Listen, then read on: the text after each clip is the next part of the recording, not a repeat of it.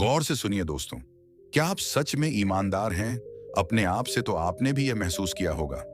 आपका दुख बाहर से नहीं आता, वह भीतर से उठता है। बिना दरवाजा खटखटाए आप मुस्कुराते हैं, लेकिन मन थका हुआ है। आप सब संभाल लेते हैं, लेकिन खुद को नहीं। और सबसे अजीब बात क्या है जानते हैं? आप जानते हैं कि गुस्सा आपको नुकसान पहुंचाता है, फिर भी गुस्सा आता है। आप जानते हैं कि तुलना तोड़ देती है, फिर भी मन तुलना करता है। आप जानते हैं कि चिंता बेकार है, फिर भी मन डरता है। तो सवाल यह नहीं है कि आप समझदार हैं या नहीं। सवाल यह है कि क्या आप सच में अपने मन के मालिक हैं, या बस यह मान बैठे हैं कि आप हैं। गौतम बुद्ध कहते थे, संसार का सबसे कठिन युद्ध बाहर नहीं, अपने ही मन के भीतर लड़ा जाता है। और जो यह युद्ध जीत लेता है, उसे दुनिया जीतने की जरूरत ही नहीं पड़ती। आज हम धर्म की बात नहीं करेंगे, ना उपदेश देंगे। आज हम उस सच्चाई को देखेंगे जिसे आप रोज जीते हैं, लेकिन कभी देखा नहीं। क्योंकि जिस दिन आपने मन का खेल समझ लिया, उस दिन आप बदलना शुरू हो जाते हैं। गौतम बुद्ध ने बहुत शांति से कहा था, मनुष्य अपने ही मन द्वारा बंधा हुआ है और उसी मन द्वारा मुक्त भी हो सकता है। यह कोई आध्यात्मिक पहेली नहीं है, यह रोजमर्रा की सच्चाई है। हम सब ये मानकर चलते हैं कि हम सोच रहे हैं, हम निर्णय ले रहे हैं, हम चुन रहे हैं कि क्या करना है और क्या नहीं। लेकिन अगर थोड़ी ईमानदारी से भीतर झांके, तो एक असहज सच्चाई सामने आती है। अक्सर हम नहीं सोचते, सोच हमें चलाती है। यही मन का पहला और सबसे गहरा धोखा है। मन कभी सामने आकर यह नहीं कहता कि अब मैं तुम्हें चला रहा हूं। वह बहुत शालीनता से पीछे बैठ जाता है और हमें यह भ्रम देता है कि सब कुछ हमारे नियंत्रण में है। बुद्ध इसे अभिज्ञान कहते थे, अर्थात बिना जागरूकता के जीना। आधुनिक मनोविज्ञान भी आज उसी बिंदु पर आकर खड़ा हो गया है। मनोवैज्ञानिक कहते हैं कि इंसान के दिन भर के ज्यादातर विचार ऑटोमेटिक होते हैं, अपने आप पैदा होने वाले, बिना अनुमति, बिना चेतावनी। आप सुबह उठते हैं और मन कहता है, आज फिर वही दिन। आप किसी से मिलते हैं और भीतर से आवाज आती है, ये मुझे कभी नहीं समझेगा। आप आईने में खुद को देखते हैं और मन बोलता है, मैं काफी नहीं हूं। इन विचारों को आपने चुना नहीं, फिर भी आप इन्हें सच मान लेते हैं। यहीं से गुलामी शुरू होती है। सबसे खतरनाक गुलामी वह होती है जिसका एहसास भी ना हो। बुद्ध ने कभी यह नहीं कहा कि विचार आना गलत है। उन्होंने यह कहा कि विचारों से खुद को जोड़ लेना दुख का कारण है। मनोविज्ञान भी यही कहता है, विचार मस्तिष्क की एक गतिविधि है, पहचान नहीं। लेकिन समस्या यह है कि इंसान हर विचार को मैं बना लेता है। मैं ऐसा हूं, मैं कमजोर हूं, मैं गुस्सैल हूं, मैं हमेशा ऐसा ही कर देता हूं। धीरे धीरे विचार आदत बन जाते हैं और आदतें पहचान। बुद्ध ने इसे मन का जाल कहा, मनोविज्ञान इसे हैबिट लूप कहता है। आप जरा ध्यान से देखिए, जब कोई परिस्थिति आती है तो प्रतिक्रिया कितनी तेज होती है। कोई बात चुभती है और गुस्सा उठता है। बिना सोचे कोई तुलना दिखती है और मन भारी हो जाता है। बिना रुके यही ऑटोमेटिक रिएक्शन है, यही अभिविज्ञान है। बुद्ध कहते थे, जो जागरूक नहीं है वह बीते हुए से चलता है। मनोविज्ञान कहता है, दिमाग ऊर्जा बचाने के लिए पुराने रास्तों पर चलता है। फर्क सिर्फ शब्दों का है, सच्चाई एक ही है। मन अतीत की यादों से और भविष्य की आशंकाओं से अपने फैसले बनाता है। हम सोचते हैं कि हमने गुस्सा किया, हमने दुख चुना, लेकिन असल में मन ने वही रास्ता चुना जिस पर वह पहले भी 1000 बार चल चुका था। एक साधारण उदाहरण देखिए। मान लीजिए किसी ने आपकी बात काट दी। उस पल मन ने तुरंत फैसला कर लिया, इसने मेरा अपमान किया। अब ध्यान दीजिए, यह सिर्फ एक व्याख्या थी, सच्चाई नहीं। लेकिन मन ने उसे सच्चाई बना दिया और शरीर ने प्रतिक्रिया दे दी। दिल तेज धड़कने लगा, आवाज बदल गई। मनोविज्ञान कहता है, यह सब मिलीसेकंड में होता है। बुद्ध कहते थे, यही वह क्षण है जहां जागरूकता पैदा हो सकती है। अगर उस पल आप देख सके कि मन कहानी बना रहा है, तो खेल वहीं टूट सकता है। लेकिन अक्सर हम नहीं देखते, हम बह जाते हैं और फिर कहते हैं, मुझसे हो गया। बुद्ध ने इस वाक्य को बहुत गहराई से देखा था। वे कहते थे, तुमसे नहीं, तुम्हारे मन से हुआ। यह बात सुनने में छोटी लगती है, लेकिन इसे समझना जीवन को हल्का कर देता है। मन कभी वर्तमान में नहीं रहता, वह या तो बीते हुए को या आने वाले को पकड़ता है। मनोविज्ञान बताता है कि दिमाग एक प्रेडिक्शन मशीन है, वह लगातार अनुमान लगाता है। बुद्ध ने कहा, मन कल्पना में जीता है, जीवन इस पल में है। जब मन चलता है और जागरूकता नहीं होती, तब इंसान सोचता है कि वह जी रहा है। असल में वह प्रतिक्रिया कर रहा होता है और प्रतिक्रिया जीवन नहीं है, जीवन का अभिनय है। यहीं से दुख पैदा होता है। दुख परिस्थिति से नहीं, दुख इस बात से नहीं कि कुछ हुआ, दुख इस बात से पैदा होता है कि मन ने उस घटना को किस रूप में देखा। दो लोग एक ही बात सुनते हैं, एक आगे बढ़ जाता है, दूसरा टूट जाता है। बुद्ध कहते थे घटना सबके लिए समान हो सकती है, लेकिन दुख मन के अनुसार बदलता है। मनोविज्ञान इसे परसेप्शन कहता है, बुद्ध इसे दृष्टि कहते थे।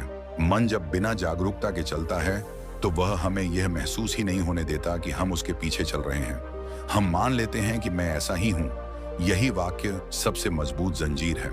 मनोविज्ञान कहता है जब इंसान अपनी आदत को पहचान बना लेता है तो बदलाव असंभव लगने लगता है। बुद्ध कहते थे जो बदलता है वह तुम नहीं हो सकता। मन बदलता है, विचार बदलते हैं, भावनाएं बदलती हैं, लेकिन जो इन्हें देख रहा है वह नहीं बदलता। यहीं से साक्षी भाव की शुरुआत होती है। बुद्ध ने कोई उपदेश नहीं दिया, उन्होंने प्रयोग दिया। वे कहते थे देखो, बस देखो, जब गुस्सा आए तो देखो कि गुस्सा आया है। ये मत कहो कि मैं गुस्से में हूं। ये छोटा सा फर्क पूरा खेल बदल देता है। मनोविज्ञान इसे ऑब्जर्वर मोड कहता है। जब इंसान देखना सीखता है तो पहली बार मन की पकड़ ढीली पड़ती है। मन को सबसे ज्यादा डर इसी बात से लगता है क्योंकि जैसे ही आप देखना शुरू करते हैं मन का नियंत्रण कमजोर हो जाता है। बुद्ध कहते थे मन को दबाओ मत, मन से लड़ो मत, बस जागो। जागना कोई चमत्कार नहीं है, यह कोई रहस्यमयी अनुभव नहीं है। यह बस इतना है कि आप यह देख लें कि हर विचार सच नहीं है। यही इस मुद्दे की जड़ है। हम सोचते हैं कि हम सोच रहे हैं, असल में हम सोचे जा रहे होते हैं। जब तक यह दिखता नहीं मन मालिक बना रहता है, और जब यह दिखने लगता है तो एक नया प्रश्न अपने आप जन्म लेता है। अगर मन मुझे चला रहा है तो वह ऐसा क्यों कर रहा है? आदतों का, डर का, लगाव का। लेकिन उससे पहले यह समझना जरूरी था कि पहला धोखा कहां हुआ। और जब यह समझ आ जाती है तो मन का अगला खेल धीरे धीरे सामने आने लगता है। और जैसे ही यह समझ थोड़ी सी साफ होने लगती है कि मन मुझे चला रहा है, उसी पल एक और गहरी सच्चाई धीरे धीरे सामने आती है। यह सच्चाई किसी किताब में छुपी नहीं है।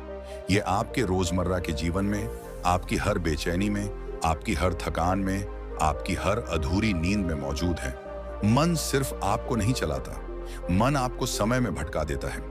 गौतम बुद्ध ने इसे बहुत शांत शब्दों में कहा था, मन या तो बीते हुए में अटका रहता है या आने वाले में उलझा रहता है। वर्तमान में वह बहुत कम टिकता है और यहीं से मन का दूसरा और शायद सबसे चालाक खेल शुरू होता है, समय का भ्रम। आप जरा अपने जीवन को ध्यान से देखिए। शरीर यहां है, लेकिन मन कहां है? कभी पीछे, कभी आगे, कभी किसी पुरानी बात में, कभी किसी आने वाली चिंता में। मनोविज्ञान आज साफ कहता है कि इंसान का दिमाग वर्तमान के लिए नहीं बना है, वह खतरे को पहचानने के लिए बना है।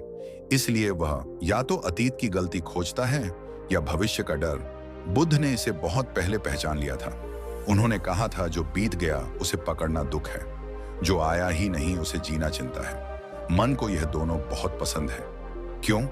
क्योंकि अतीत और भविष्य में कहानी होती है, ड्रामा होता है, भावनाएं होती हैं। वर्तमान में बस शांति होती है और मन को शांति नहीं चाहिए। मन को ड्रामा चाहिए, शांति नहीं। आपने देखा होगा जब सब ठीक चल रहा होता है तब भी मन कुछ ना कुछ ढूंढ लेता है। सब ठीक है लेकिन पता नहीं क्यों अच्छा नहीं लग रहा। यह वाक्य बहुत कुछ कह देता है। मनोविज्ञान इसे रूमिनेशन कहता है, एक ही बात को बार बार चबाना। घटना खत्म हो चुकी होती है लेकिन मन उसे छोड़ता नहीं। किसी ने कुछ कह दिया, एक छोटी सी गलती हो गई, किसी ने अनदेखा कर दिया, वह पल खत्म हो गया, लेकिन मन उस पल को फिर से जिंदा करता है। बुद्ध ने कहा था बीता हुआ अगर बार बार मन में लौटे तो वह स्मृति नहीं, पीड़ा बन जाता है। यहीं से पछतावा जन्म लेता है, अपराध बोध जन्म लेता है। मन कहता है काश ऐसा नहीं किया होता, काश वो शब्द नहीं बोले होते, काश मैं वैसा नहीं होता। मनोविज्ञान कहता है कि यह दिमाग का एक पैटर्न है, नेगेटिव बायस। दिमाग नकारात्मक बातों को ज्यादा गहराई से पकड़ता है। बुद्ध कहते थे मन सुख से जल्दी ऊब जाता है, दुख को पकड़कर बैठ जाता है। इसीलिए 100 अच्छी बातें भूल जाती हैं और एक बुरी बात रात भर जगा देती है। अब जरा भविष्य की ओर देखिए, मन वहां भी चैन से नहीं बैठता। अगर ऐसा हो गया तो, अगर वैसा नहीं हुआ तो, अगर सब बिगड़ गया तो यहां डर जन्म लेता है, चिंता जन्म लेती है। मनोविज्ञान बताता है कि डर का बड़ा हिस्सा कल्पना पर आधारित होता है, लेकिन शरीर उसे सच मान लेता है। दिल तेज धड़कता है, सांस बदल जाती है, नींद उड़ जाती है। बुद्ध ने इसे बहुत गहराई से देखा था। उन्होंने कहा, भविष्य की पीड़ा को अब भी जी लेना दोहरी पीड़ा है। लेकिन मन यह समझता नहीं, क्योंकि चिंता मन को नियंत्रण का भ्रम देती है। मन सोचता है, चिंता करके मैं तैयार हो रहा हूं। मनोविज्ञान कहता है, चिंता भविष्य को नहीं संभालती, वर्तमान को खा जाती है। बुद्ध कहते थे, जो इस पल में जाग सकता है वही मुक्त हो सकता है। लेकिन यह पल मन को उबाऊ लगता है, क्योंकि यहां कोई कहानी नहीं है। यही सबसे बड़ी विडंबना है। जीवन इस पल में है और मन इस पल से भागता है। आप किसी पार्क में बैठे हैं, आसपास हवा है, पेड़ हैं, पक्षियों की आवाज है, लेकिन मन कह रहा है कल क्या होगा, वह बात क्यों कही। अगर ऐसा हो गया तो मनोविज्ञान इसे डिफॉल्ट मोड नेटवर्क कहता है। जब दिमाग खाली होता है तो वह भटकने लगता है। बुद्ध ने इसे असजग मन कहा था। उन्होंने कभी नहीं कहा कि मन को रोको, उन्होंने कहा मन को देखो। जब आप यह देखना शुरू करते हैं कि मन बार बार अतीत और भविष्य में जा रहा है, तभी पहली बार वर्तमान की झलक मिलती है। वर्तमान में कोई पछतावा नहीं होता, वर्तमान में कोई डर नहीं होता, वर्तमान में सिर्फ अनुभव होता है। लेकिन मन इसे स्वीकार नहीं करता, क्योंकि वर्तमान में मन को पहचान नहीं मिलती। अतीत में मैं पीड़ित था, मैं गलत था, मैं कमजोर था। भविष्य में मैं बन जाऊंगा, मैं कर लूंगा, मैं साबित कर दूंगा। वर्तमान में बस आप हैं, और यही मन को असहज कर देता है। मनोविज्ञान कहता है कि ईगो समय में जीता है, अतीत से पहचान लेता है, भविष्य में खुद को फैलाता है। बुद्ध ने कहा, जहां मैं है वहां समय है। इसलिए जब मन समय में उलझता है तो असल में ईगो अपनी कहानी चला रहा होता है। आप जरा सोचिए, जब आप सबसे ज्यादा दुखी होते हैं तब आप कहां होते हैं? या तो किसी बीती हुई बात में, या किसी आने वाले डर में, कभी कभी दोनों में। मन बीच का रास्ता जानता ही नहीं। मनोविज्ञान कहता है, यही कारण है कि लोग सब कुछ होते हुए भी खाली महसूस करते हैं। बुद्ध ने कहा था, जो इस पल में नहीं है वह कहीं भी नहीं है। यह बात सुनने में गहरी लगती है, लेकिन इसका अर्थ बहुत सरल है। आप जीवन को आज नहीं जी रहे तो जीवन कहीं नहीं है। मन कहता है आज नहीं कल, यही कल कभी नहीं आता। इसी को बुद्ध ने भ्रम कहा था, और मनोविज्ञान इसे डिलेड हैप्पीनेस सिंड्रोम कहता है। जब इंसान सोचता है थोड़ा और मिल जाए फिर खुश हो जाऊंगा, लेकिन जब वह मिलता है तो मन एक नई शर्त रख देता है। यही खेल चलता रहता है। मन समय के सहारे आपको उलझाए रखता है, और सबसे खतरनाक बात यह है कि आपको लगता है कि आप बहुत सोच रहे हैं, इसलिए समझदार हैं। बुद्ध कहते थे, ज्यादा सोचना ज्ञान नहीं, ज्यादा भटकना है। जब तक मन अतीत और भविष्य में है तब तक जागरूकता नहीं है, और बिना जागरूकता के मन मालिक बना रहता है। लेकिन जैसे ही आप यह देखना शुरू करते हैं कि मन इस पल से भाग रहा है, एक नई जगह खुलती है। वह जगह बहुत शांत होती है, बहुत साधारण। वहां कोई कहानी नहीं होती, कोई पहचान नहीं होती, और मन वहां टिक नहीं पाता। यहीं से अगला खेल शुरू होता है। जब मन वर्तमान में नहीं टिक पाता तो वह आदतों का सहारा लेता है, प्रतिक्रियाओं का, और वहीं से मन का अगला जाल धीरे धीरे सामने आने लगता है। ठहरिए, जरा एक पल के लिए सांस को महसूस कीजिए। बाहर की आवाजें, मोबाइल की स्क्रीन, दुनिया की दौड़, सब कुछ वहीं रहने दीजिए, क्योंकि अभी जो बात शुरू होने वाली है वह बाहर की दुनिया की नहीं, आपके भीतर चल रही उस कहानी की है जिसे आप रोज जीते हैं, लेकिन कभी ठीक से देखते नहीं। जहां पिछली स्क्रिप्ट रुकी थी वहीं से यह यात्रा आगे बढ़ती है। अब तक हमने मन के समय के भ्रम को समझा, अतीत के पछतावे और भविष्य के डर को देखा। अब कहानी एक और गहराई में उतरती है। यहां मन सिर्फ समय से नहीं उलझता, यहां मन में बन जाता है, और यहीं से असली पीड़ा जन्म लेती है। जीवन में डर, चिंता, क्रोध ये बाहर से आए दुश्मन नहीं है। ये किसी एक घटना का परिणाम भी नहीं है। ये धीरे धीरे रोजमर्रा के अनुभवों से बनते हैं। किसी ने बात नहीं सुनी, किसी ने समझा नहीं, किसी ने आपकी मेहनत को नजरअंदाज कर दिया, किसी अपने ने वह शब्द कह दिए जो दिल में कांटे की तरह छुप गए। घटना छोटी थी, लेकिन मन ने उससे एक पूरी कहानी बना ली। मनोविज्ञान कहता है, मन हर अनुभव को कच्चे रूप में नहीं रखता। वह अनुभव को अर्थ देता है, लेबल लगाता है, और फिर उसी लेबल को पहचान बना लेता है। यहीं से डर जन्म लेता है, यहीं से चिंता आकार लेती है, और यहीं से क्रोध अपनी जड़ें जमाता है। गौतम बुद्ध भी यही कहते हैं, लेकिन शब्द अलग हैं, दृष्टि और गहरी है। बुद्ध कहते हैं, दुख का कारण परिस्थिति नहीं, दुख का कारण तृष्णा है। वो चिपकाव है जो मन अनुभव से बना लेता है। वो चिपकाव जो कहता है मेरे साथ ऐसा नहीं होना चाहिए था, मैं ऐसा क्यों हूं, लोग मेरे साथ ही ऐसा क्यों करते हैं। अब जरा रिश्तों की पीड़ा को देखिए, सबसे ज्यादा चोट वहीं लगती है जहां उम्मीद सबसे ज्यादा होती है। माता पिता, साथी, दोस्त, परिवार, जब अपेक्षा पूरी नहीं होती तो दर्द सिर्फ व्यवहार से नहीं आता, दर्द उस कहानी से आता है जो मन तुरंत गढ़ लेता है। मैं महत्वपूर्ण नहीं हूं, मुझे समझा नहीं जाता, मैं हमेशा अकेला रह जाऊंगा। मनोविज्ञान इसे पहचान की चोट कहता है। सेल्फ इमेज पर हमला। जब हमारी बनाई हुई छवि टूटती है तो मन उसे बचाने के लिए या तो गुस्सा बनता है या डर, कभी कभी दोनों। गौतम बुद्ध यहाँ एक अद्भुत बात कहते हैं। वे कहते हैं तुम्हें चोट नहीं लगी, तुम्हारी पहचान को खतरा महसूस हुआ है, और पहचान एक विचार है, सत्य नहीं। लेकिन मन यहीं रुकता नहीं, वह तुलना करने लगता है दूसरों की जिंदगी से, दूसरों की सफलता से, दूसरों की खुशियों से। सोशल दुनिया में यह तुलना और तेज हो जाती है। कोई आगे निकल गया, कोई ज्यादा खुश दिख रहा है, कोई ज्यादा सफल लग रहा है, और मन चुपचाप कहता है मैं पीछे रह गया। मनोविज्ञान इसे सोशल कंपैरिजन कहता है। यह तुलना मन में हीन भावना और असुरक्षा को जन्म देती है, और धीरे धीरे मैं ऐसा ही हूं का जाल बुनती है। मैं कमजोर हूं, मैं गुस्सैल हूं, मैं दुखी हूं, मैं ऐसा ही हूं, और यही सबसे खतरनाक जगह है। गौतम बुद्ध इसे अविद्या कहते हैं। अज्ञान वो अज्ञान जिसमें मन अपने अस्थायी भावों को स्थायी पहचान बना लेता है।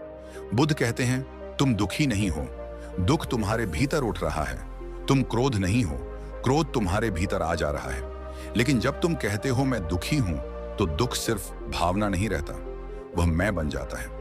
यहीं से ईगो की कहानी शुरू होती है। अहंकार कोई घमंड नहीं है।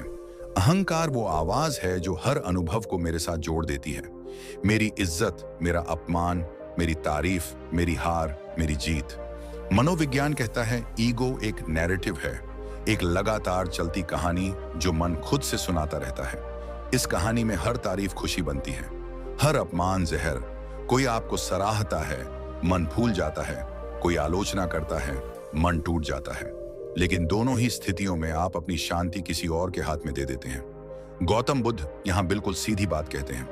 वे कहते हैं तारीफ भी बंधन है, अपमान भी बंधन है, क्योंकि दोनों ही मैं को मजबूत करते हैं, और जहां मैं मजबूत होता है वहां दुख की संभावना भी मजबूत होती है। अब यहाँ एक बहुत गहरी बात आती है। आप मन को दुश्मन नहीं बताते, न मनोविज्ञान और ना ही बुद्ध। दोनों मन को एक प्रक्रिया मानते हैं। मन का काम है सोचना, तुलना करना, कहानी बनाना। गलती मन की नहीं, गलती पहचान की है। मनोविज्ञान इसे ऑब्जर्वर सेल्फ कहता है। वह हिस्सा जो सोच को देख सकता है, भावना को महसूस कर सकता है, लेकिन उसमें डूबता नहीं।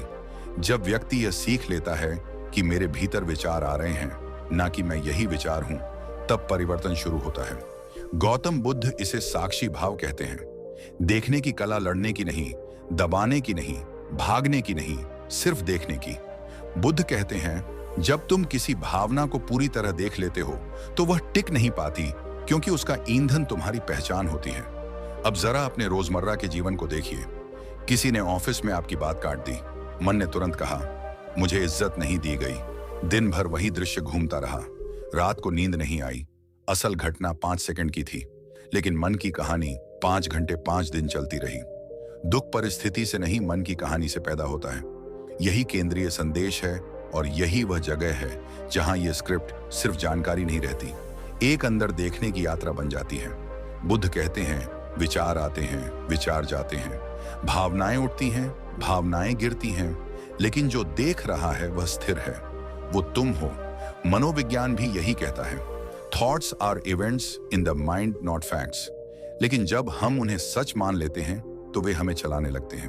अब धीरे धीरे यह समझ बनने लगती है कि समाधान लड़ाई नहीं है।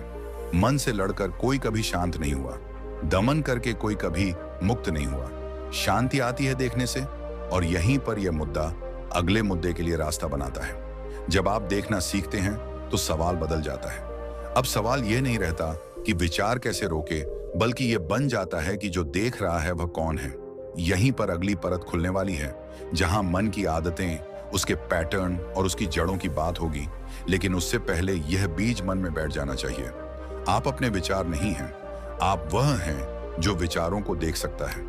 जहां मन को यह एहसास होने लगा था कि समस्या बाहर नहीं है, लड़ाई बाहर नहीं है, कैद भी बाहर नहीं है, कैद भीतर है और जेल की सलाखें दिखती नहीं हैं, इसलिए सबसे ज्यादा खतरनाक है। अब इस हिस्से में हम उस जेल में उतरने वाले हैं जिसमें लगभग हर इंसान बंद है, लेकिन उसे लगता है कि वह आजाद है। ये जेल लोहे की नहीं है, दीवारों की नहीं है, ताले की नहीं है। ये जेल बनी है आदतों से और प्रतिक्रियाओं से।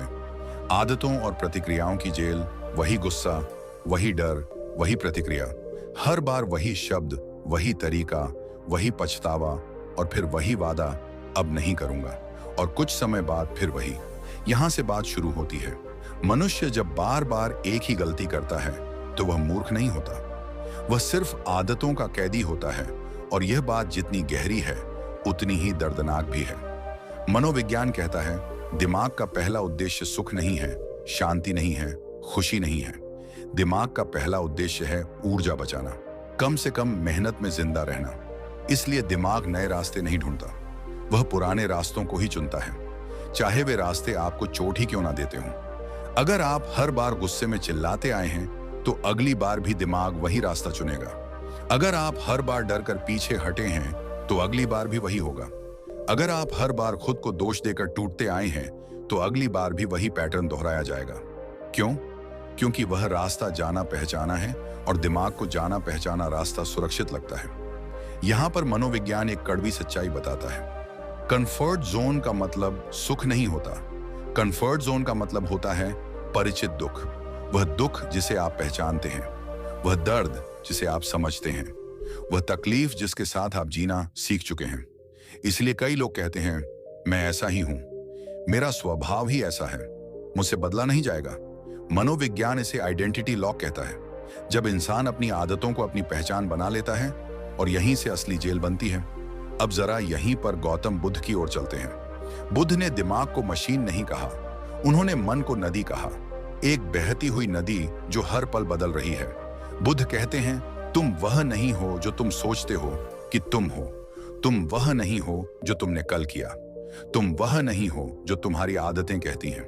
बुद्ध के लिए मैं ऐसा ही हूं सबसे खतरनाक भ्रम था, क्योंकि बुद्ध कहते हैं, जिस क्षण तुमने खुद को स्थिर मान लिया उसी क्षण तुमने अपने विकास के द्वार बंद कर दिए। मनोविज्ञान कहता है, आदतें दिमाग में न्यूरल रास्ते बनाती हैं। जितना ज्यादा आप एक ही प्रतिक्रिया दोहराते हैं उतना वह रास्ता मजबूत होता जाता है। जैसे जंगल में बार बार चलने से एक पगडंडी बन जाती है। बुद्ध भी यही कहते हैं, लेकिन भाषा अलग है। वे कहते हैं, जिस विचार पर तुम बार बार चलते हो वही तुम्हारा संसार बन जाता है। एक ही बात, दो अलग भाषाएं। अब जरा अपने जीवन को देखिए। कितनी बार आपने महसूस किया है कि गुस्सा आने से पहले ही शरीर तैयार हो जाता है, दिल की धड़कन बदल जाती है, सांस तेज हो जाती है, शब्द मुंह तक आ जाते हैं। ये कोई अचानक नहीं होता, यह अभ्यास होता है, सालों का अभ्यास। मनोविज्ञान इसे ऑटोमेटिक रिस्पांस कहता है। बुद्ध इसे कहते हैं अभिज्ञान से उपजा संस्कार, मतलब बिना जागरूकता के बनी आदत। आप सोचते हैं कि आप प्रतिक्रिया दे रहे हैं, लेकिन सच ये है कि प्रतिक्रिया आप नहीं दे रहे, प्रतिक्रिया आपसे निकल रही है। यही जेल है, और सबसे दुखद बात यह है कि इस जेल में बंद इंसान को लगता है कि वह स्वतंत्र है, क्योंकि उसने कभी बाहर का आकाश देखा ही नहीं। अब उस पंक्ति पर ठहरिए जो इस पूरे मुद्दे की आत्मा है। दुख इसलिए नहीं टिकता क्योंकि वह शक्तिशाली है, बल्कि इसलिए क्योंकि वह जाना पहचाना है।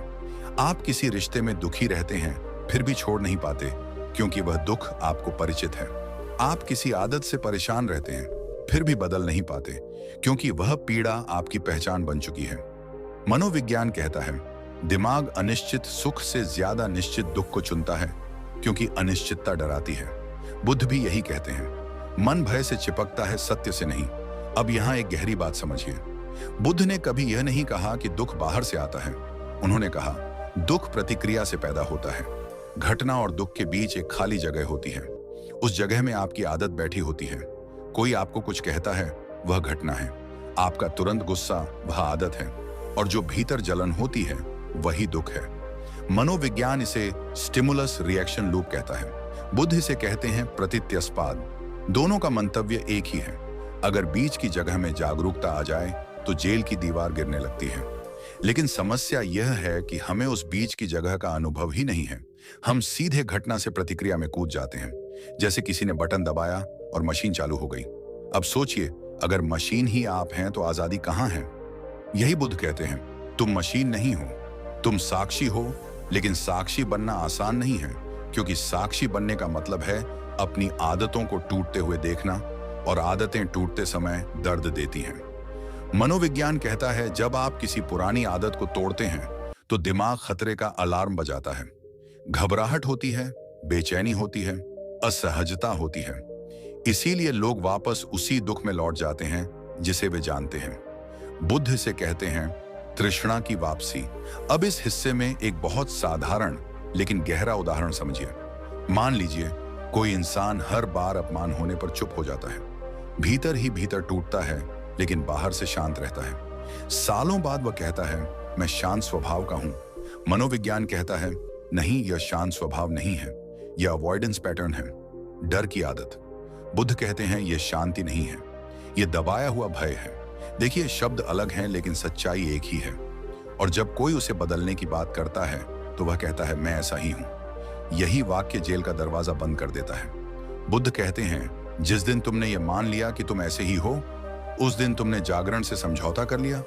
अब यह मत सोचिए कि यह बात सिर्फ कमजोर लोगों पर लागू होती है। यह हर इंसान पर लागू होती है। गुस्से वाला भी आदतों का कैदी है, चुप रहने वाला भी, हमेशा खुश दिखने वाला भी, और हमेशा दुखी रहने वाला भी। मनोविज्ञान कहता है, व्यक्तित्व स्थिर नहीं होता, वह सीखे गए पैटर्न का संग्रह होता है। बुद्ध कहते हैं, व्यक्तित्व कोई ठोस चीज नहीं है, वह क्षण क्षण बदलती प्रक्रिया है। अब यहां से धीरे धीरे एक दरार बनती है जेल की दीवार में। अगर मैं अपनी आदत नहीं हूं, अगर मैं अपनी प्रतिक्रिया नहीं हूं, तो फिर मैं कौन हूं? यह सवाल अगले मुद्दे की ओर ले जाएगा।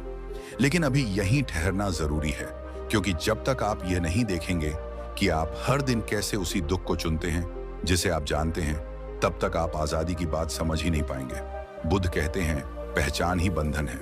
मनोविज्ञान कहता है, अनकॉन्शियस पैटर्न्स ही सफरिंग को जीवित रखते हैं, और दोनों मिलकर एक ही बात कहते हैं, दुख की जड़ बाहर नहीं है, वह भीतर की आदतों में है। जैसे कोई दरवाजा आधा खुला हो, हवा आ रही हो लेकिन अभी पूरा दृश्य दिखना बाकी हो। वह सवाल अभी भी हवा में लटका हुआ है। अगर मैं अपनी आदत नहीं हूं, अगर मैं अपनी प्रतिक्रिया नहीं हूं, तो फिर मैं कौन हूं? यही सवाल इंसान को धीरे धीरे एक और गहरी परत तक ले जाता है, और उसी परत के भीतर छुपी है दुख की सबसे मजबूत जड़, लगाव। अब यहां से जो बात शुरू होती है वह थोड़ी असहज लगेगी, क्योंकि यह उन चीजों को छुएगी जिन्हें हम सबसे ज्यादा पवित्र मानते हैं। रिश्ते, प्रेम, अपनापन, मेरा मेरा। लेकिन यही वह जगह है जहां बुद्ध सबसे ज्यादा स्पष्ट और सबसे ज्यादा गलत समझे गए हैं। लोग सोचते हैं कि बुद्ध प्रेम के खिलाफ थे। लोग सोचते हैं कि बुद्ध रिश्तों को छोड़ने की बात करते थे। लोग सोचते हैं कि बुद्ध भावनाओं को मारने का रास्ता बताते थे। सच ये है, बुद्ध ने कभी प्रेम को नकारा नहीं। उन्होंने केवल लगाव को पहचाना, और प्रेम व लगाव के फर्क को समझे बिना दुख को समझना असंभव है। मनोविज्ञान कहता है, मनुष्य का दिमाग सुरक्षा चाहता है, और सुरक्षा का सबसे आसान भ्रम होता है, यह मेरा है, यह मेरा इंसान, ये मेरी चीज, ये मेरी पहचान, ये मेरी जरूरत। जैसे ही मेरा पैदा होता है वैसे ही डर जन्म लेता है, क्योंकि जो मेरा है वह छीन सकता है, जो चाहिए वह मिल ना भी सके, और जिसके बिना खुद को अधूरा मान लिया उसके जाने से टूटना तय है। मनोविज्ञान इसे अटैचमेंट थ्योरी कहता है। इंसान बचपन से ही जुड़ना सीखता है, पहले किसी चेहरे से, फिर किसी आवाज से, फिर किसी सहारे से, और धीरे धीरे यह जुड़ाव निर्भरता बन जाता है। अब यहीं पर बुद्ध की आवाज सुनिए। बुद्ध कहते हैं, जहां अपेक्षा है वहां बंधन है, जहां बंधन है वहां भय है, और जहां भय है वहां दुख अवश्य आएगा। ध्यान दीजिए, बुद्ध यहां प्रेम की बात नहीं कर रहे, वे अपेक्षा की बात कर रहे हैं। प्रेम बहता है, लगाव पकड़ता है। प्रेम आजाद करता है, लगाव जकड़ता है। मनोविज्ञान कहता है, जब आप किसी से यह उम्मीद करने लगते हैं कि वह आपके खालीपन को भरे, आपके दर्द को मिटाए, आपकी पहचान बने, तो वह रिश्ता स्वस्थ नहीं रहता। बुद्ध इसे और सरल शब्दों में कहते हैं, दूसरे को अपनी प्यास का कुआं मत बनाओ। अब जरा अपने जीवन की तरफ देखिए। आप कहते हैं, उसके बिना मैं कुछ नहीं हूं। अगर वह चला गया तो मैं टूट जाऊंगा। यह चीज मिल जाए तो सब ठीक हो जाएगा। यही शब्द, यही विचार, यही भाव, यही लगाव है और यही दुख की जड़ है। यहाँ एक बहुत आम उदाहरण समझिए। दो लोग एक दूसरे से प्रेम करते हैं। शुरुआत में आजादी होती है, हंसी होती है, खुलापन होता है। धीरे धीरे अपेक्षाएं आने लगती हैं। तुम ऐसे क्यों हो? तुमने यह क्यों नहीं किया? तुम बदल क्यों रहे हो? मनोविज्ञान कहता है जब प्रेम नियंत्रण में बदलता है तो वह प्रेम नहीं रहता। बुद्ध कहते हैं जब पकड़ कसती है तो पीड़ा जन्म लेती है। अब यहाँ एक बहुत गहरी बात समझिए। दुख किसी के जाने से नहीं होता। दुख उस कल्पना के टूटने से होता है जिसमें आपने मान लिया था कि यह हमेशा रहेगा। बुद्ध का अनित्य सिद्धांत यही कहता है सब कुछ बदलता है, सब कुछ अस्थायी है, कोई भी चीज स्थिर नहीं। मनोविज्ञान भी आज यही कहता है change is the only constant. लेकिन समस्या ज्ञान की नहीं है, समस्या पकड़ की है। आप जानते हैं कि सब बदलता है, फिर भी आप चाहते हैं कि यह ना बदले। आप जानते हैं कि इंसान बदलते हैं, फिर भी आप चाहते हैं कि वह वैसा ही रहे। यही विरोधाभास दुख को जन्म देता है। बुद्ध कहते हैं जो बदलने योग्य है उसे स्थिर मानना ही अविद्या है। अब यहाँ एक और परत खोलते हैं। लोग सोचते हैं कि लगाव सिर्फ इंसानों से होता है। नहीं, लगाव विचारों से भी होता है, अपनी छवि से भी होता है, अपनी पहचान से भी होता है। मैं ऐसा हूं, लोग मुझे ऐसे जानते हैं, मेरी यह छवि है। मनोविज्ञान कहता है ego is attachment to self image. Buddha कहते हैं अहंकार सबसे सूक्ष्म बंधन है। आप अपनी पीड़ा से भी चिपके रहते हैं क्योंकि वह आपकी कहानी बन जाती है। मेरे साथ हमेशा ऐसा ही होता है। मैं ही क्यों? मेरी किस्मत ही खराब है। यह भी लगाव है, और जितना गहरा लगाव उतना गहरा दुख। अब यहां बुद्ध की सबसे गलत समझी गई बात आती है। बुद्ध कहते हैं पकड़ छोड़ो रिश्ते नहीं। यह वाक्य बहुत धीरे धीरे समझ में आता है। पकड़ का मतलब है अपेक्षा, निर्भरता, स्वामित्व। रिश्ते का मतलब है सह यात्रा, सम्मान, स्वतंत्रता। मनोविज्ञान भी यही कहता है हेल्थी अटैचमेंट में फ्रीडम होती है, अनहेल्थी अटैचमेंट में फियर होता है। अब सोचिए, अगर आप किसी को इसलिए चाहते हैं क्योंकि उसके होने से आप पूरे लगते हैं तो वह बोझ बन जाएगा। लेकिन अगर आप किसी के साथ इसीलिए हैं क्योंकि आप भीतर से पूर्ण हैं तो वह संबंध सुंदर हो जाएगा। बुद्ध कहते हैं पूर्ण व्यक्ति प्रेम करता है, अधूरा व्यक्ति चिपकता है और चिपकना ही दुख है। यही वह पंक्ति है जिसे अपने दिल में बैठा लीजिए। दुख चीजों के जाने से नहीं, उन्हें कसकर पकड़ने से होता है। जब तक चीजें आपके हाथ में हैं, आपको लगता है सब ठीक है, लेकिन भीतर डर छुपा रहता है। अगर यह चला गया तो मनोविज्ञान कहता है fear of loss is stronger than joy of possession. Buddha कहते हैं भय ही दुख का द्वार है। अब इस स्क्रिप्ट का यह हिस्सा धीरे धीरे उस मोड़ पर पहुंच रहा है जहां एक और सवाल जन्म लेगा। अगर लगाव दुख की जड़ है, अगर पकड़ ही पीड़ा है, तो फिर जीना कैसे है? रिश्ते कैसे निभाने हैं? प्रेम कैसे करना है बिना बंधन के? यह सवाल अगले मुद्दे की जमीन तैयार करता है। अभी बस इतना समझ लीजिए, आपने जिन चीजों को पकड़ रखा है वे आपको थाम नहीं रही, वे आपको बांध रही हैं। और जब इंसान यह देखने लगता है तो एक नई यात्रा शुरू होती है। एक ऐसी यात्रा जहां छोड़ना हार नहीं बनता, बल्कि आजादी का पहला कदम बनता है। मनोविज्ञान कहता है कि इंसान का दिमाग दो मोड में काम करता है। एक मोड है सर्वाइवल मोड और दूसरा है क्रिएटिव मोड। जब दिमाग डर में होता है तो वह सिर्फ बचने के बारे में सोचता है। उस वक्त उसे समाधान नहीं दिखते, उसे सिर्फ खतरे दिखते हैं। यही वजह है कि जब आप बहुत ज्यादा सोचते हो तो आपका दिमाग असल में डर में चला जाता है, और डर में गया हुआ दिमाग कभी सही फैसला नहीं कर पाता। आपने नोटिस किया होगा, जब आप बहुत परेशान होते हो तो छोटी सी बात भी बहुत बड़ी लगने लगती है। वजह यह नहीं कि समस्या बड़ी है, वजह यह है कि आपका दिमाग थ्रेट डिटेक्शन मोड में चला गया है। मनोविज्ञान इसे कहता है फाइट और फ्लाइट रिस्पांस, यानी या तो लड़ो या भागो। लेकिन सोचिए, आज की ज्यादातर परेशानियां लड़ने या भागने से हल होती भी नहीं, फिर भी हमारा दिमाग तीन उसी पुराने सिस्टम पर चलता रहता है। जब आप बार बार अगर ऐसा हो गया तो अगर मैं फेल हो गया तो अगर लोग हंसने लगे तो सोचते रहते हो, तो दिमाग को लगता है खतरा सामने खड़ा है, और खतरे के सामने दिमाग का काम है आपको डराना ना कि शांत करना। इसीलिए ओवरथिंकिंग असल में ज्यादा सोच नहीं है, ये लगातार खतरे का एहसास है। और यही वजह है कि ओवरथिंकिंग करने वाला इंसान हमेशा थका हुआ रहता है, क्योंकि उसका दिमाग लगातार अलर्ट मोड में है। मनोविज्ञान साफ कहता है जिस दिमाग को आराम नहीं मिलता वह धीरे धीरे खुद के खिलाफ काम करने लगता है। अब एक और गहरी बात समझो, दिमाग के लिए सोच और सच्चाई में फर्क करना मुश्किल होता है। अगर आप बार बार किसी डर की कल्पना करते हो तो दिमाग उसे असल अनुभव की तरह ले लेता है। यही वजह है कि सिर्फ सोचकर भी दिल तेज धड़कने लगता है, पसीना आने लगता है, घबराहट हो जाती है, क्योंकि दिमाग पूछता नहीं ये सच है या कल्पना, वह बस प्रतिक्रिया करता है। और जब आप दिन भर नकारात्मक कल्पनाएं करते रहते हो तो दिमाग थक जाता है, शरीर थक जाता है, लेकिन समस्या जस की तस रहती है। इसी को मनोविज्ञान में कहते हैं रूमिनेशन, यानी एक ही बात को बार बार चबाते रहना बिना किसी नतीजे के। और रूमिनेशन डिप्रेशन और एंजाइटी दोनों की जड़ होती है। अब बुद्ध की बात यहाँ विज्ञान से मिलती है। बुद्ध कहते थे जो बीत गया उस पर टिकना दुख है, जो आया नहीं उसे डरना दुख है। आज की भाषा में कहें तो दिमाग को अतीत और भविष्य से निकालकर वर्तमान में लाना ही उपचार है। इसीलिए जब आप सांस पर ध्यान देते हो तो आपका दिमाग धीरे धीरे सर्वाइवल मोड से निकलकर क्रिएटिव मोड में आने लगता है। मनोविज्ञान इसे कहता है नर्वस सिस्टम रेगुलेशन, यानी आपके भीतर की घबराई हुई नसें धीरे धीरे शांत होने लगती हैं। और जैसे ही यह होता है आपके विचार बदलने लगते हैं। समस्या वही रहती है लेकिन उसका बोझ कम हो जाता है, क्योंकि अब आप समस्या नहीं बन जाते, आप समस्या को देखने वाले बन जाते हो। यही वह जगह है जहां यह वाक्य जीवित हो जाता है, मैं सोच रहा हूं लेकिन मैं सोच नहीं हूं। यह सिर्फ आध्यात्मिक बात नहीं है, यह गहरी मनोवैज्ञानिक सच्चाई है। जब इंसान अपने विचारों से दूरी बना लेता है तो उसका दिमाग पहली बार आजाद महसूस करता है, और आजाद दिमाग समाधान ढूंढता है।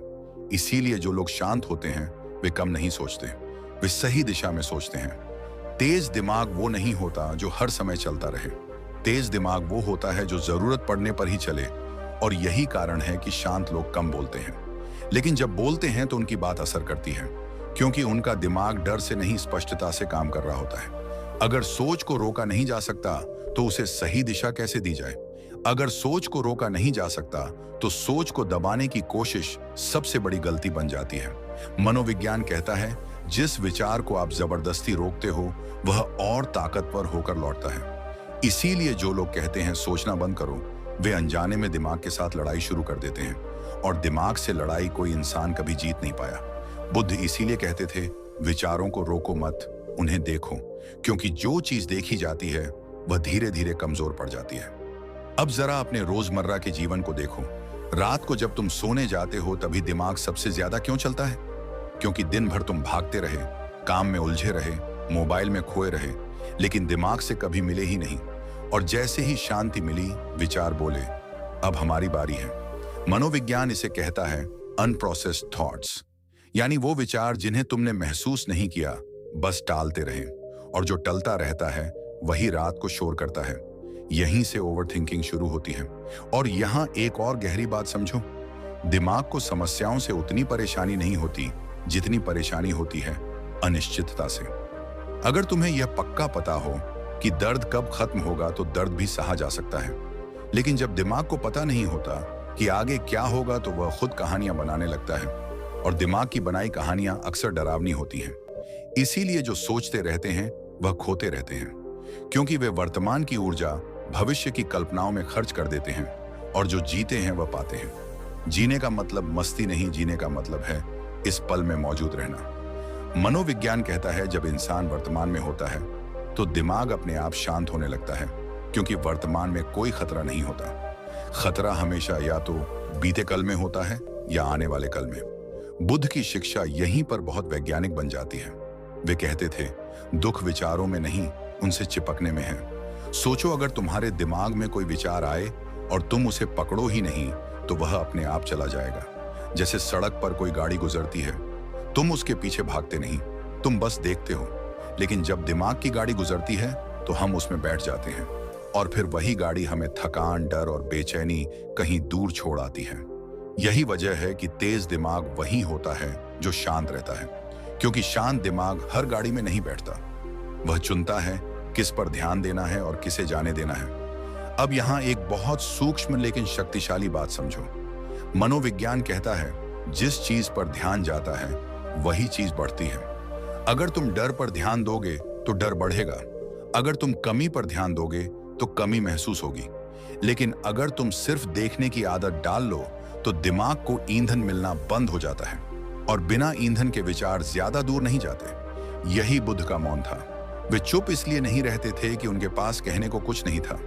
वे चुप इसलिए रहते थे क्योंकि वे जानते थे हर विचार को जवाब देना जरूरी नहीं। और यही बात आज के इंसान को सबसे ज्यादा सीखनी है। हर मैसेज का जवाब नहीं, हर सोच का समाधान नहीं, हर डर की सफाई नहीं। कुछ चीजों को बस गुजरने देना भी एक कला है। और यह कला सीख ली तो दिमाग आपका नौकर बनेगा, मालिक नहीं। अब यहीं से अगला दरवाजा खुलता है। जब विचारों को देखा जाने लगे तो आदतें बदलने लगती हैं और आदतें बदलते ही पूरा जीवन नई दिशा में मुड़ जाता है। और जब इंसान अपने विचारों को देखना सीख लेता है तो एक अजीब सा बदलाव शुरू होता है। बाहर कुछ नहीं बदलता, लोग वहीं रहते हैं, समस्याएं भी वहीं रहती हैं, लेकिन भीतर भीतर कुछ ढीला पड़ने लगता है। विचार आते हैं लेकिन पहले जैसे चिपकते नहीं। डर आता है लेकिन पहले जैसा जकड़ता नहीं। दुख आता है लेकिन अब वह पहचान नहीं बनता। यहीं पर बुद्ध की सबसे खतरनाक बात समझ में आती है। मैं सोच रहा हूं लेकिन मैं सोच नहीं हूं। यह लाइन सुनने में साधारण लगती है, लेकिन अगर यह बात दिल के अंदर उतर जाए तो पूरा जीवन हिल जाता है।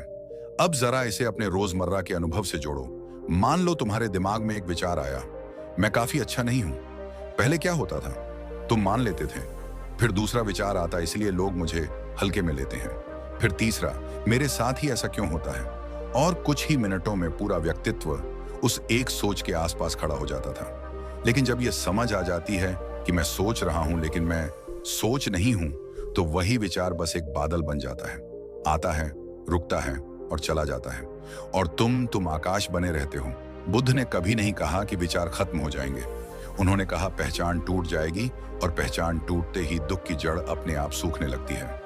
अब यहाँ एक बहुत जरूरी बात समझो। इंसान का दिमाग असल में दो चीजों से चलता है, आदत और ध्यान। जहां आदत जाती है वहीं जीवन जाता है। लेकिन आदतें अपने आप नहीं बनती, वे रोज रोज एक ही सोच को मान लेने से बनती हैं। अगर रोज तुम अपने डर को सच मानते रहोगे तो डर तुम्हारी आदत बन जाएगा। अगर रोज तुम खुद को कम आंकते रहोगे तो कमजोरी तुम्हारी पहचान बन जाएगी। इसीलिए बुद्ध कहते थे, मन ही सब कुछ है। जैसा तुम सोचते हो वैसे ही बनते हो। लेकिन इसका उल्टा भी उतना ही सच है।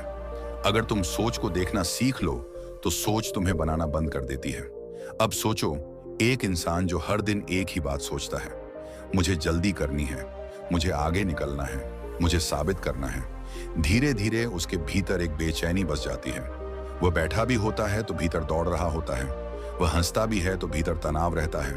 और फिर वह कहता है, मेरी जिंदगी में शांति क्यों नहीं है? क्योंकि उसका मन कभी रुकना सीखा ही नहीं। बुद्ध से कहते थे, अविराम चित्त ऐसा मन जो बिना रुके खुद को ही खाता रहता है। और यही मन सबसे ज्यादा खतरनाक होता है। दुश्मन भी उतना नुकसान नहीं कर सकते जितना अपने विचार, क्योंकि दुश्मन सामने से आता है लेकिन विचार भीतर से काटता है। अब यहाँ एक बहुत आम गलती होती है।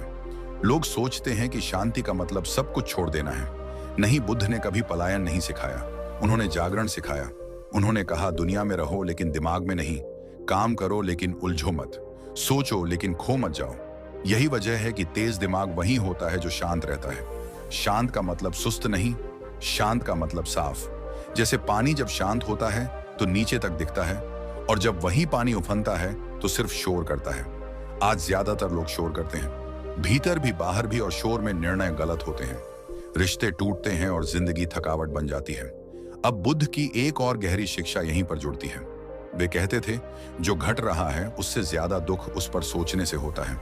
सोचो, अगर कोई तुम्हें कुछ कह दे तो असली चोट शब्दों से नहीं लगती, चोट लगती है उस सोच से जो तुम बाद में घंटों पालते हो। उसे ऐसा नहीं कहना चाहिए था, मैंने भी जवाब क्यों नहीं दिया, सबके सामने मेरी बेइज्जती हो गई। घटना तो 5 सेकंड की थी, लेकिन तुमने उसे 5 दिन, 5 महीने, कभी कभी 5 साल जिंदा रखा। और फिर कहते हो मैं आगे नहीं बढ़ पा रहा, क्योंकि तुम बीते हुए को अब भी सोच रहे हो। जो सोचते रहते हैं वो खोते रहते हैं। वे आज खोते हैं, कल खोते हैं और अंत में खुद को खो देते हैं। लेकिन जो जीते हैं वह पाते हैं। और जीना कोई बड़ा काम नहीं, जीना बस इतना है जो सामने है उसी में होना। अब यहीं से एक नई समझ जन्म लेती है।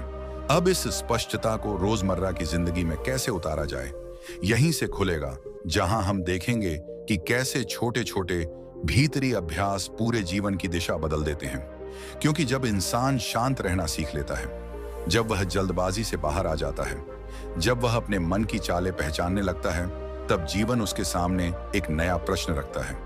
यह प्रश्न शब्दों में नहीं आता, यह अनुभव बनकर आता है। अब इंसान समझने लगता है कि हर चीज उसके नियंत्रण में नहीं है, और यहीं पर अधिकतर लोग फिर से टूटते हैं, क्योंकि मन चाहता है सब कुछ अभी ठीक हो जाए, सब कुछ मेरी योजना के अनुसार चले, सब लोग मुझे समझें, सब हालात मेरे पक्ष में हों। लेकिन बुद्ध ने बहुत सरल शब्दों में कहा था, जो बदला नहीं जा सकता उसे स्वीकार करना ही बुद्धिमानी है। शांत व्यक्ति यहीं पर दूसरों से अलग हो जाता है। वह हर चीज को पकड़कर नहीं बैठता। वह जानता है कुछ चीजें समय पर आती हैं और कुछ चीजें समय पर चली जाती हैं। अक्सर हम क्या करते हैं, जो चला गया उसे पकड़ने की कोशिश करते हैं, जो बदल चुका है उसे पहले जैसा बनाने की जिद करते हैं, और इसी जिद में हम अपना आज बर्बाद कर देते हैं। बुद्ध कहते थे, दुख का कारण घटना नहीं है, दुख का कारण उसका विरोध है। शांत व्यक्ति समय को इसलिए चुन लेता है क्योंकि वह समय से लड़ता नहीं। वह बहाव के खिलाफ तैरने की जगह बहाव को समझकर चलना सीख लेता है। रोजमर्रा की जिंदगी में इसे देखिए, किसी का प्रमोशन हो गया, आपका नहीं हुआ, किसी का काम चल पड़ा, आपका अटक गया। अब दो रास्ते होते हैं। एक रास्ता यह कि आप भीतर ही भीतर जलें, खुद को कोसें, किस्मत को गालियां दें और हर दिन भारी मन लेकर जी। और दूसरा रास्ता यह कि आप शांत रहें, देखें, समझें और खुद से पूछें, मुझे अभी क्या सीखना है। शांत व्यक्ति दूसरा रास्ता चुनता है। वह जानता है हर देरी सजा नहीं होती, कई बार देरी सुरक्षा होती है। बुद्ध ने कहा था, जिसे सही समय से पहले मिल जाए वह भी दुख ही देता है। बुद्ध के जीवन को देखिए, उन्होंने ज्ञान की तलाश में कहीं जल्दी नहीं दिखाई। उन्होंने हर अनुभव को जिया, हर अवस्था को समझा, और जब समय आया ज्ञान स्वयं प्रकट हुआ। यही जीवन का नियम है। जो चीज जितनी मूल्यवान होती है उसे मिलने में उतना ही समय लगता है। लेकिन आज का मन इसे मानने को तैयार नहीं। आज का मन चाहता है तुरंत सफलता, तुरंत सम्मान, तुरंत पहचान, और जब यह तुरंत नहीं मिलता तो मन अशांत हो जाता है। शांत व्यक्ति यहां भी अलग होता है। वह जानता है भीतर की तैयारी के बिना बाहरी सफलता बोझ बन जाती है। अब एक और बदलाव शुरू होता है। शांत व्यक्ति दूसरों की तुलना करना छोड़ देता है।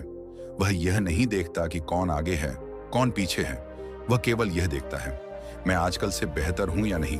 बुद्ध कहते थे, तुलना वहीं जन्म लेती है जहां आत्मज्ञान नहीं होता। जब इंसान खुद को समझने लगता है तो उसे दूसरों की जरूरत कम पड़ने लगती है, खुद को साबित करने के लिए, और यहीं से जीवन हल्का होने लगता है। मन पर से बोझ उतरने लगता है, रातों की नींद सुधरने लगती है, दिल में एक अजीब सी स्थिरता आने लगती है।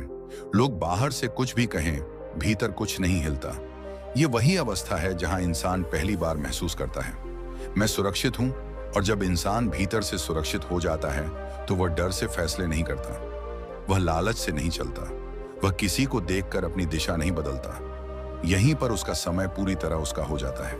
अब संघर्ष अपने आप कम हो जाते हैं, अब लड़ाइयां अपने आप छूटने लगती हैं, अब कुछ चीजें अपने आप जीवन से बाहर चली जाती हैं और कुछ अपने आप जुड़ने लगती हैं। बुद्ध कहते थे, जब मन शुद्ध होता है तो जीवन स्वयं चयन करता है। और अब कहानी एक ऐसे मोड़ पर आकर खड़ी होती है जहां शांत व्यक्ति सिर्फ सहन करने वाला नहीं रहता बल्कि समझदार बन जाता है। अब वह यह भी जानने लगता है कि हर चीज को स्वीकार करना जरूरी नहीं और हर चीज से दूर भागना भी सही नहीं। अब उसके भीतर एक नई क्षमता जन्म लेती है, पहचानने की क्षमता, किसे जीवन में रखना है, किसे जाने देना है, किस रास्ते पर चलना है और किस मोड़ पर रुक जाना है। क्योंकि जब इंसान शांत हो जाता है, जब वह समय को समझने लगता है, जब वह स्वीकार और धैर्य सीख लेता है, तब जीवन उससे एक और परीक्षा लेता है। एक ऐसी परीक्षा जहां केवल शांत रहना काफी नहीं होता, जहां सही निर्णय लेना जरूरी हो जाता है, जहां शांत व्यक्ति के सामने सबसे कठिन क्षण आता है।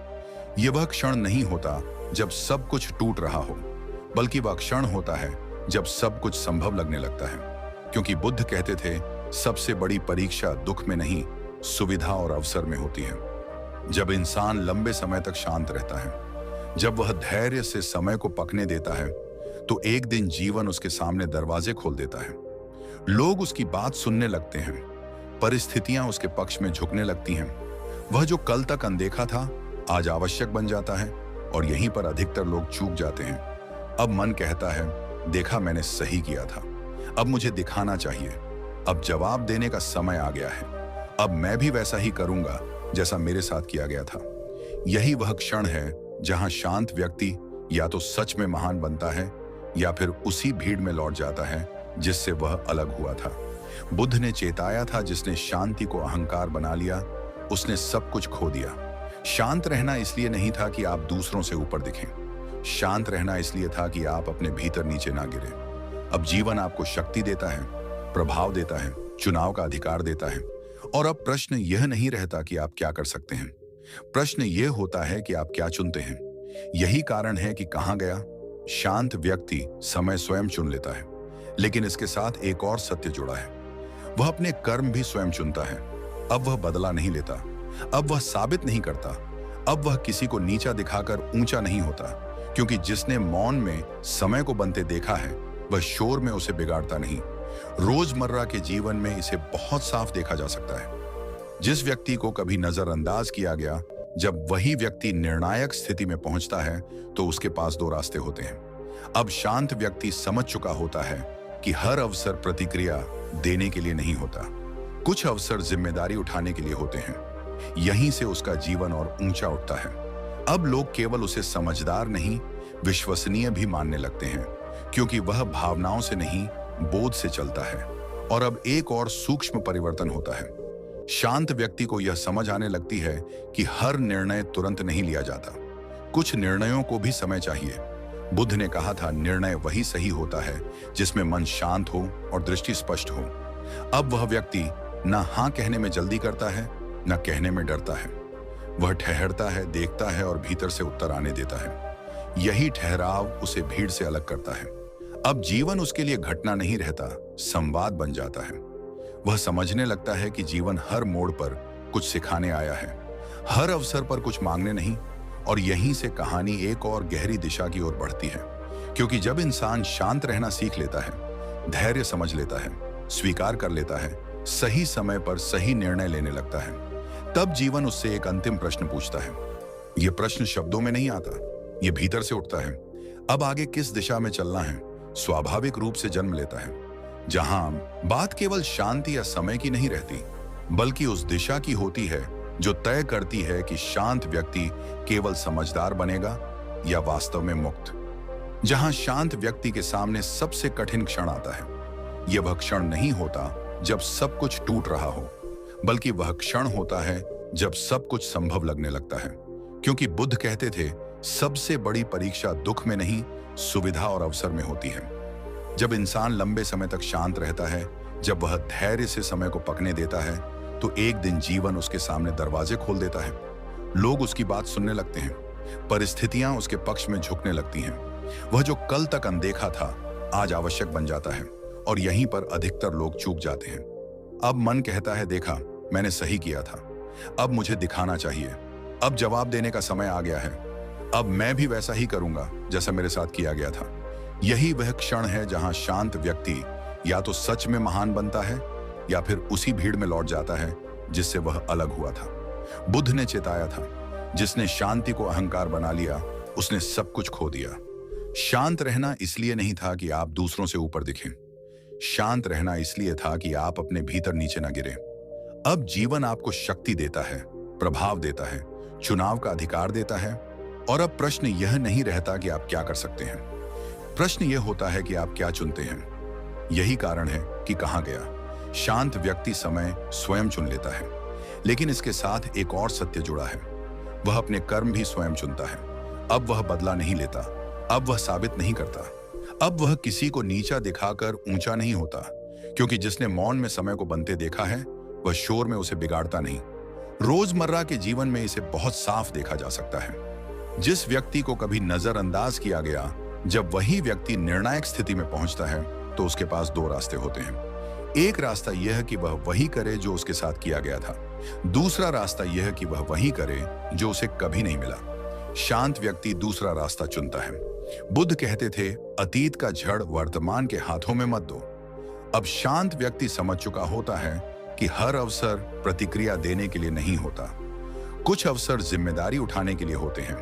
यहीं से उसका जीवन और ऊंचा उठता है। अब लोग केवल उसे समझदार नहीं, विश्वसनीय भी मानने लगते हैं, क्योंकि वह भावनाओं से नहीं, बोध से चलता है। और अब एक और सूक्ष्म परिवर्तन होता है। शांत व्यक्ति को यह समझ आने लगती है कि हर निर्णय तुरंत नहीं लिया जाता। कुछ निर्णयों को भी समय चाहिए। बुद्ध ने कहा था, निर्णय वही सही होता है जिसमें मन शांत हो और दृष्टि स्पष्ट हो। अब वह व्यक्ति ना हाँ कहने में जल्दी करता है, ना कहने में डरता है। वह ठहरता है, देखता है और भीतर से उत्तर आने देता है। यही ठहराव उसे भीड़ से अलग करता है। अब जीवन उसके लिए घटना नहीं रहता, संवाद बन जाता है। और अब इस यात्रा के अंत में बस एक क्षण के लिए रुकिए, एक गहरी सांस लीजिए और अपने भीतर झांकिए। अगर इन शब्दों में आपको अपना मन दिखा, अगर कहीं ऐसा लगा कि यह तो मेरी ही कहानी है, अगर इस शांति, इस धैर्य, इस समझ ने आपके भीतर कुछ हिलाया है, तो समझिए समय अपना काम कर रहा है। याद रखिए, शांत व्यक्ति हार नहीं मानता। वह सही क्षण तक स्वयं को तैयार करता है और जब वह क्षण आता है तो जीवन स्वयं रास्ता बना देता है। अगर यह वीडियो आपके मन को थोड़ा भी हल्का कर पाया, आपको प्रतिक्रिया के बजाय समझ की ओर ले गया, तो इस वीडियो को लाइक जरूर कीजिए। यह एक छोटा सा इशारा है, लेकिन यही इशारा इस ज्ञान को और लोगों तक पहुंचाता है। अगर आप चाहते हैं कि ऐसी ही गहरी, सच्ची और जीवन से जुड़ी बातें आप तक लगातार पहुंचती रहें, तो चैनल को सब्सक्राइब कीजिए। यह सिर्फ एक बटन नहीं है, यह एक यात्रा है अपने मन को समझने की, अपने समय को पहचानने की। और हाँ, इसे किसी ऐसे व्यक्ति के साथ जरूर साझा कीजिए जो आज शोर से थक चुका है और शांति की तलाश में है। आपका समय, आपकी समझ और आपका साथ, इसी के लिए दिल से धन्यवाद। फिर मिलेंगे एक नए विषय, एक नई गहराई और जीवन को समझने की एक और शांत यात्रा के